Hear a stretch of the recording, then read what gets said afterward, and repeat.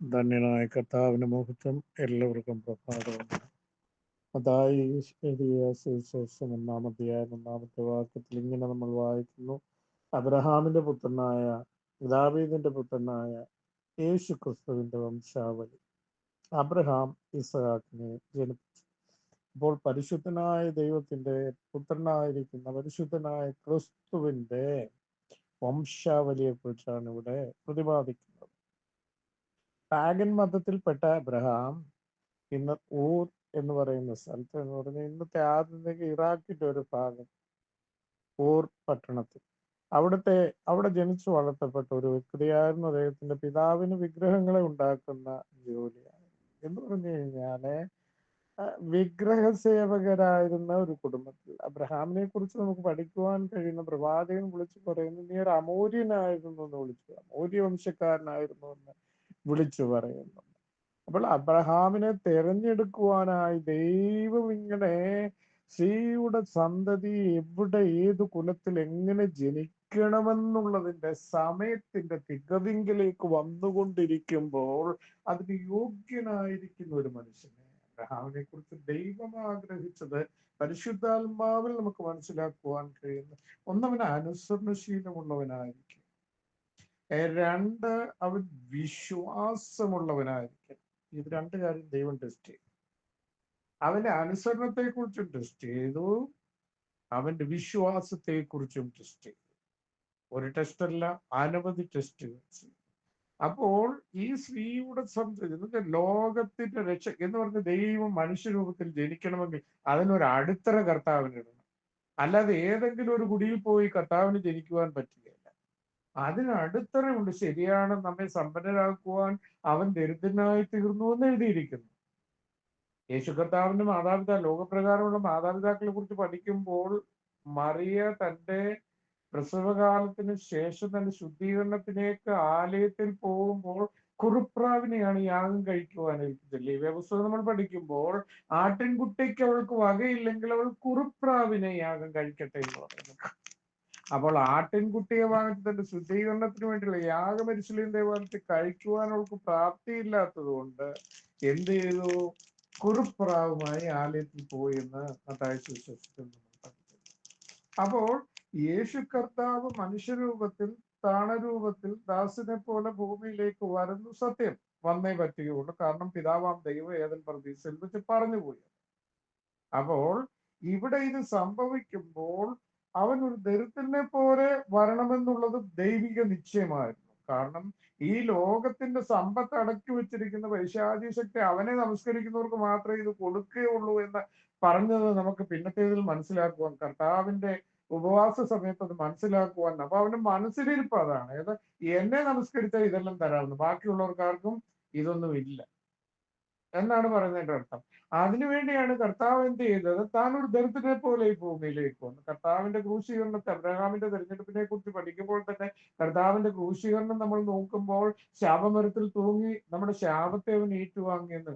അവൻ അടിപ്പിണരുകൾ അടിക്കേണ്ട കാര്യമില്ല. ക്രൂശിക്കുവാൻ വിധിക്കപ്പെട്ട ഒരു വ്യക്തിയെ 39 ചാട്ടവാറിന്റെ അടിയുടെ, പക്ഷെ അടിപ്പിണരാൽ നമുക്ക് സൗഖ്യമുള്ളത് കൊണ്ട് അവനത് ഏൽപ്പിച്ചു കൊടുക്കുവാൻ ഗുണം. ഇങ്ങനെ കർത്താവിന്റെ ക്രൂശീകരണത്തിൽ പല കാര്യങ്ങൾ നടത്തപ്പെട്ടുവെങ്കിലും ഒരടിത്തറ ഇട്ടുകൊണ്ട് ദാവീദിന്റെ കുലത്തിൽ തന്നെ ജനിക്കും എന്നുള്ളതും ബേത്ലഹേമിൽ ആയിരിക്കും അവന്റെ ജനനമെന്നും പ്രവാചകന്മാരിൽ കൂടെ നേരത്തെ കർത്താവ് അരുളി ചെയ്തിരുന്നത് കൊണ്ടും ഇങ്ങനെയൊക്കെ സംഭവിക്കണം. അപ്പോൾ തന്നെ കർത്താവ് അതിനു വേണ്ടിയുള്ള ക്രമീകരണം ഒരുക്കുന്നത് വളരെ സൂക്ഷ്മതയോടുകൂടിയാണ്. അബ്രഹാമിനെ തെരഞ്ഞെടുക്കുന്നു, അവൻ അനുസരണമുണ്ടെന്ന് മനസ്സിലാക്കുന്നു, വിശ്വാസമുണ്ടെന്ന് മനസ്സിലാക്കുന്നു. പരിച്ഛേദനയിൽ കൂടി അവനൊരു പുതിയ ജാതിയൊക്കെ ജാതിയെ മനുഷ്യൻ എന്ന് പറഞ്ഞാൽ വിഗ്രഹങ്ങളെ സേവിച്ചുകൊണ്ട് വിഗ്രഹങ്ങളെ ഉണ്ടാക്കിക്കൊണ്ടിരുന്നവന്റെ അടുക്കലാണ്. അത് സ്തേഫാനോസ് പറയുമ്പോൾ പ്രത്യേകമായി പരിശുദ്ധാത്മാവ് ഒരു വാക്യം അവിടെ സൂചിപ്പിച്ചിട്ട്, തേജോമയനായ ദൈവം അബ്രഹാമിന്റെ ഉദ്ദേശം ആരാണ്? വേറെ ഒരു പുസ്തകത്തിൽ, 66 പുസ്തകത്തിൽ ഒരിടത്ത് പോലും തേജോമയനായ ദൈവം എന്ന് പറഞ്ഞിട്ടില്ല. സ്തേഫാനോസ് ആണ് പറയുന്നത്, തേജോമയനായിരിക്കുന്ന ദൈവം അവന് പ്രത്യക്ഷനായിട്ട് പറഞ്ഞു, ഞാൻ നിന്നെ കാണിപ്പാനിരിക്കുന്ന ദേശത്തേക്ക് നീ പുറപ്പെടുക, നിനക്കുള്ള നിന്റെ ചാർച്ചക്കാരെയും നിന്റെ ബന്ധുവൃത്താതെയും നിന്റെ സ്വന്തദേശത്തെയും പുതുദേശത്തെയും വിട്ടിട്ട് അനുസരണമുള്ളവനാണോ എന്ന് കർത്താവ് മനസ്സിലാക്കി. പിന്നത്തേതിൽ അവന്റെ വിശ്വാസത്തിന്റെ ശോധനകളാണ്. ഒരിക്കൽ മനസ്സിലാക്കും നിന്നെക്കുറിച്ചും എന്നെക്കുറിച്ചും കർത്താവ് ഇങ്ങനെ ടെസ്റ്റുകൾ ഇടുമ്പോൾ കർത്താവിന് ഒരു കാര്യം മനസ്സിലാക്കി കഴിഞ്ഞാൽ പിന്നെ ആ ഒരു കാര്യത്തിലേക്ക് ദൈവം എന്ത് ചെയ്യും? കർത്താവിന് അറിയത്തില്ലയോ എന്ന് ചോദിച്ചാൽ കർത്താവിന് എല്ലാം അറിയാം. അറിയാൻ വയ്യാഴികയൊന്നുമില്ല. ആവർത്തന പുസ്തകത്തിൽ നമ്മൾ ഇങ്ങനെ വായിക്കുന്നു, ഞാൻ നിങ്ങളെ താഴ്ത്തുകയും വിശപ്പിക്കുകയും നിങ്ങൾ നിങ്ങളുടെ പിതാക്കന്മാർ പറയുന്നത് മന്ന കൊണ്ട് നിങ്ങളെ പോഷിപ്പിക്കുകയും ചെയ്തു. അതിന്റെ കാരണം കർത്താവ് പറയുന്നു നിങ്ങളുടെ ഹൃദയത്തിലുള്ളത് അറിവാനായിട്ടാണ്.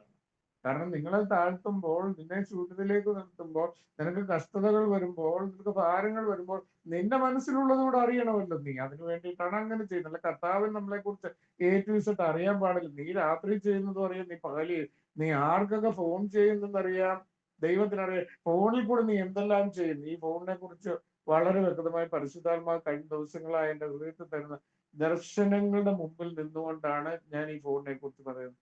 വ്യക്തമായി മുന്നറിയിപ്പുകൾ കൊടുക്കണമെന്നുള്ള ഇത് അത് കേൾക്കാനുള്ള ഭാഗ്യം അവർക്ക് ഉണ്ടാകും നിശ്ചയമായി. കാരണം അവരുടെ പ്രാണനെ മരണത്തിൽ നിന്ന് വിടുവിപ്പാനാണല്ലോ ദൈവം മനുഷ്യരോട് ഇടപെടുന്നത്. അത് എന്നോടുള്ള ബന്ധത്തിലാകാം, ഞാൻ അങ്ങനെ തന്നെ ചിന്തിക്കും, എന്നോടുള്ള ബന്ധത്തിലാകാം ദൈവം പറഞ്ഞിരിക്കുന്നത്. അപ്പോൾ ഈ ഫോണിൽ കൂടെ നീ ചെയ്യുന്നതും നീ ആരോടൊക്കെ സംസാരിക്കുന്നതെന്നും നിന്റെ വീട്ടിൽ നിന്റെ മക്കൾക്കോ നിന്റെ ഭാര്യയ്ക്കോ നിന്റെ ഭർത്താവിനോ നിന്റെ സഭാ ശുശ്രൂഷകൾക്കോ അറിയത്തില്ല, നിന്റെ സഹോദരങ്ങൾക്ക്. പക്ഷെ ഓട്ടയും ബ്രാൻഡ് എക്സ്റേ കണ്ണിൽ നീ അത് രാവിലെ ചെയ്താലും നീ അത് രാത്രി ചെയ്താലും നീ പാതിരാത്രി ചെയ്താലും ഏത് സമയത്ത് ചെയ്താലും എക്സ്റേ കണ്ണിൽ പറഞ്ഞിരിക്കുന്നില്ല. അപ്പോൾ അബ്രഹാമിനെ അനുസരണശീലമുള്ളവനാക്കി തീർക്കുകയും വിശ്വാസത്തിന്റെ സ്ഥിരതയുള്ളവനാക്കി തീർക്കുകയും ചെയ്തതിനു ശേഷം അതിനുവേണ്ടി ഒരുപാട് പരീക്ഷകൾ കൂടി പാവത്തെ കടത്തിവിട്ടു കേട്ടോ. അബ്രഹാം ബഹുസമ്പന്നനായിരുന്നു എന്ന് എഴുതിയിരിക്കുന്നു. പക്ഷെ ഈ ബഹുസമ്പന്നതയുടെ മധ്യത്തിലും അബ്രഹാം ക്ഷീണിതനും അബ്രഹാം ദുഃഖിതനും അബ്രഹാം സങ്കടമുള്ളവനുമായി തീർന്നു. എന്തിനാണെന്നറിയാമോ? മനഃപൂർവ്വമായിട്ട് ദൈവം അത് ചെയ്തത് എന്തിനാണെന്നറിയാം?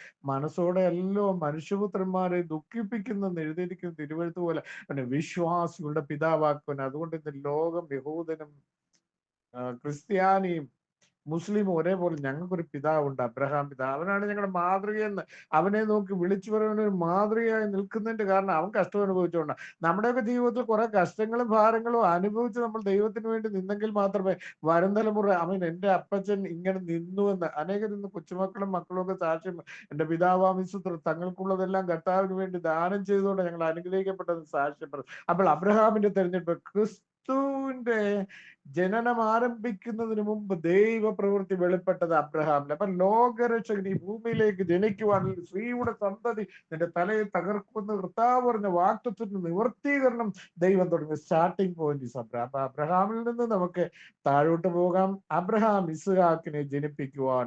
അപ്പോൾ എപ്പോഴാണ് ഇസ്ഹാക്കിനെ ജനിപ്പിച്ചതെന്നറിയാമോ? അബ്രഹാം അനുസരണമുള്ളവനാണെന്ന് അബ്രഹാമിന് മനസ്സിലായി, ദൈവത്തിന് മനസ്സിലായി, ലോകത്തിന് മനസ്സിലായി. അബ്രഹാം വിശ്വാസത്തിന്റെ വീരനാണെന്ന് ദൈവത്തിന് മനസ്സിലായി, അബ്രഹാമിന് മനസ്സിലായി, ലോകത്തിന് മനസ്സിലായി. അതിനുശേഷമാണ് ആര് ജനിക്കുന്നത്? ഇസ്ഹാക്ക് ജനിക്കുക. അപ്പോൾ അബ്രഹാം ഇസ്ഹാക്കിനെ ജനിപ്പിച്ചു. തുടർന്നുള്ള ഭാഗങ്ങൾ അടുത്ത ദിവസങ്ങളാണ് ഈ സുദൃഢ കർത്താവ് സഹായിച്ചാൽ ആയുസ് എന്നാൽ നമുക്ക് വീണ്ടും ധ്യാനിക്കുക. വചനങ്ങളാൽ ദൈവം നമ്മളെ